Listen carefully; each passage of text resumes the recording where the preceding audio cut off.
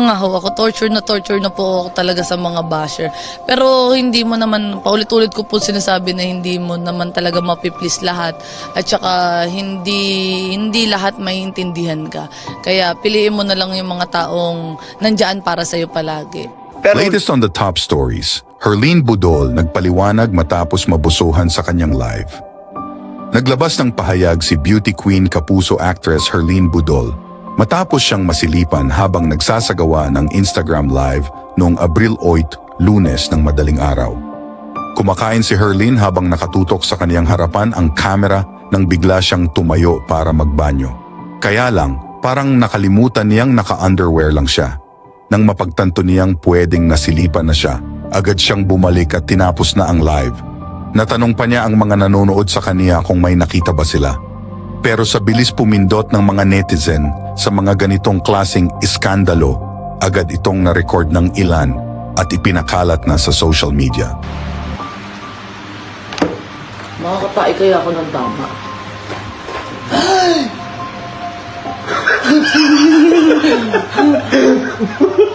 Tignan mo nga, nakita ba? Gaga. Nakita ba? Yan mo na, tapos Nakita nyo? Tingnan mo nga! walang bagal sa akin. Tingnan mo! Wala din sa isip ko. May mga nambibintang kay Herlene na baka paraan lang daw ito para gumawa ng ingay at pag-usapan ulit siya. Kaya agad namang nagpaliwanag si Herlene sa kaniyang post noong Lunes din. Big issue agad sa panty. Personally, I don't see anything wrong for the panty issue. Nagrarampa nga ako sa entablado wearing swimsuit. Halos abot hanggang langit nga hugis ng swimsuit ko. Tapos ito panty lang. Well, it's part of human error and always remember mistake is part of human being, aniya. Hindi naman siya nakaligtas sa mga komento ng mga netizens. Ang iba ay kumampi sa kanya. Ang iba naman ay sinabihan siya ng mga bastos at masakit na mga komento. Narito ang ilan sa mga komento ng mga netizens.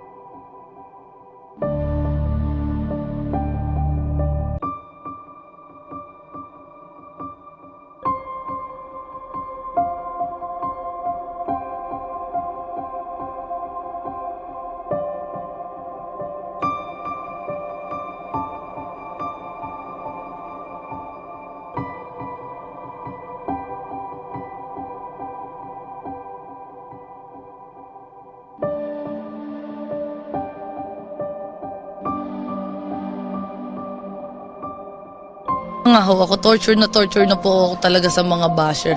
Pero hindi mo naman, paulit-ulit ko po sinasabi na hindi mo naman talaga mapiplease lahat. At saka hindi lahat maiintindihan ka. Kaya piliin mo na lang yung mga taong nandyan para sa'yo palagi. Pero